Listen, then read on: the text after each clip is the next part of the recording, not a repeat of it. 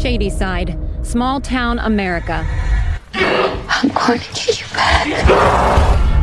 Hai rekan sebaya, kembali lagi bersama saya Lydia Febrina. Ngomong-ngomong gimana kabar kalian? Semoga dalam keadaan sehat selalu ya. Nah, di video kali ini saya akan menjelaskan alur cerita film berjudul Fear Street 1978 yang rilis pada tahun 2021.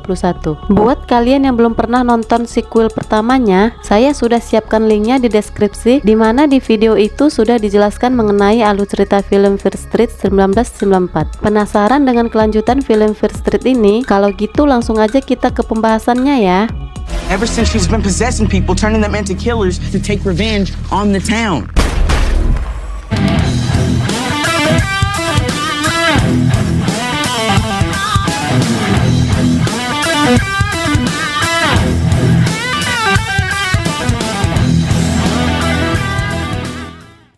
Film diawali dengan memperlihatkan seorang wanita bernama Berman. Berman yang sendirian di rumahnya sedang menyaksikan berita yang sedang viral tempo hari di Shadyside Mall, di mana kabar tersebut tak lain adalah kejadian yang dialami oleh Dana dan juga teman-temannya saat menghadapi 3 psikopat. Dan seperti yang kita tahu, Berman adalah wanita yang pernah selamat dari teror psikopat di masa lalu. Karena alasan tersebut, Berman pun melakukan segala cara untuk melindungi rumahnya, karena bisa saja para psikopat dari masa lalu datang lagi untuk membunuhnya. Setelah mengunci semua pintu di rumahnya, Berman pun kedatangan tamu yang tak diundang dan ia pun terlihat kaget dengan tamu tengah malam itu.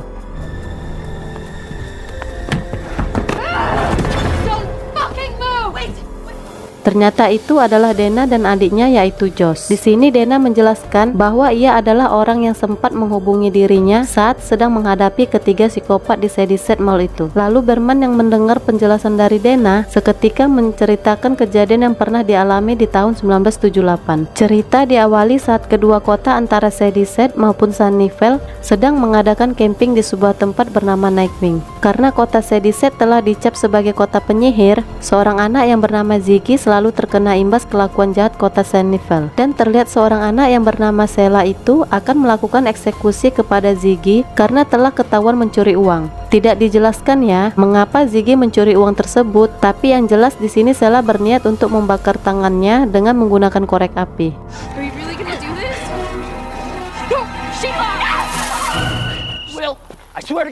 Beruntungnya kedatangan kakak pembina itu bisa menghentikan kelakuan Sheila yang sangat berlebihan itu. Kemudian scene beralih kepada seorang pembina lainnya. Pembina yang bernama Cindy ini ternyata adalah kakak dari Ziggy. Di sini ia dan pacarnya yang bernama Tommy sedang membersihkan lumut di camp tersebut. Kemudian ia pun mulai merasa kesal pada temannya yang malah kabur dari tugasnya membersihkan toilet. Kembali ke Ziggy yang kini berada di ruang perawatan. Di sini dia pun merasa heran karena ruang perawatan itu terlihat sepi dan tak melihat petugas di sana. Hingga tak lama dari itu ia menemukan sebuah buku riwayat tentang sosok psikopat yang bernama Ruby Lane. Tak lama dari itu, seorang perawat yang bernama Mary pun datang menghampirinya, dan setelah menunjukkan luka bakar di tangannya, Mary pun langsung mengobati luka tersebut. Sambil membalut lukanya itu, Ziggy pun penasaran dengan buku harian milik Mary yang terdapat foto seorang psikopat. Hingga tak lama kemudian, Mary pun teringat dengan sosok psikopat itu yang ternyata adalah anaknya sendiri.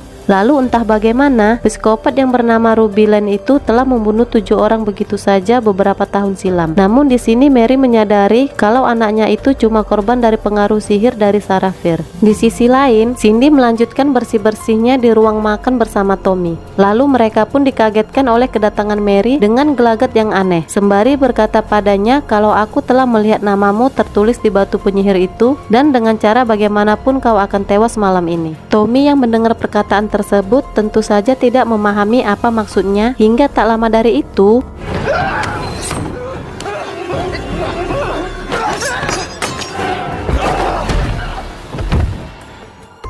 untung aja Tommy berhasil menghentikan kelakuan Mary yang tiba-tiba saja ingin membunuhnya. Singkat cerita, polisi pun tiba di sana dan langsung membawa Mary sekaligus menginterogasi Tommy. Akan tetapi polisi yang menginterogasinya malah menyadari kalau ibu dari Ruby Lane itu pasti mengalami sakit jiwa seperti kasus anaknya dulu. Ketika hari mulai gelap, Cindy dan Tommy mencoba masuk ke ruang perawatan, di mana mereka akan mencari tahu apa yang menyebabkan Mary tiba-tiba bertingkah aneh kepada Tommy. Dari sebuah laci milik Mary, Cindy menemukan sebotol obat yang membuatnya curiga. Ia pun yakin Mary pasti udah terpengaruh obat tersebut hingga menyebabkan berbicara ngawur kepada Tommy. Kemudian Tommy pun menemukan buku harian milik Mary dan di sana ia membaca tentang sejarah mengenai Sarafir yang sudah memotong tangannya sendiri demi hidup yang abadi. Lalu tiba-tiba Tommy mendengar suara yang aneh di ruangan ini.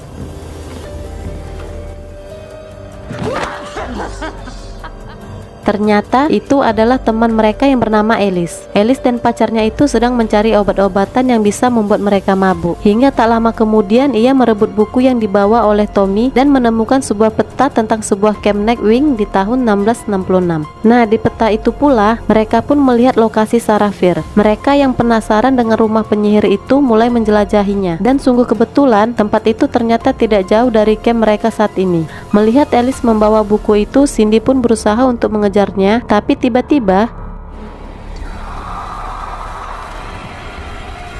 Tommy!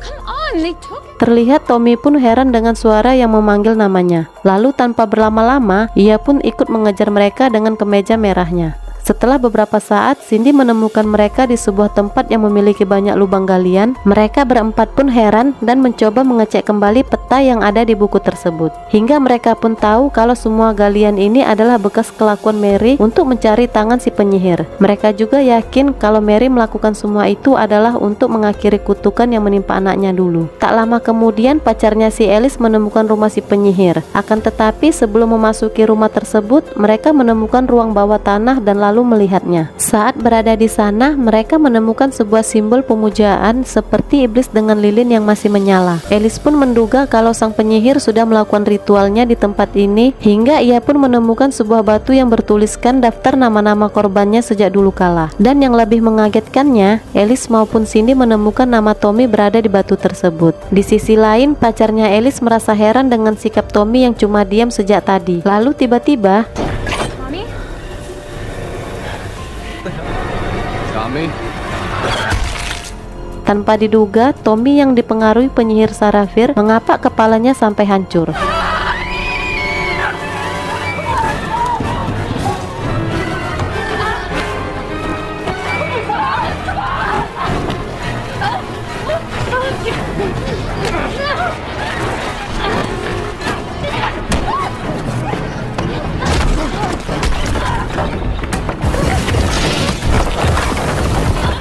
Karena kekacauan tersebut, longsoran batu menutupi pintu keluar bagi Alice dan Cindy, dan mau tak mau mereka pun harus terjebak di ruang bawah tanah tersebut. Kemudian, Tommy yang udah dipengaruhi sihir Sarafir itu kini berusaha keluar dari ruang bawah tanah dengan sebuah kapak dan siap membantai siapa aja yang berada di hadapannya.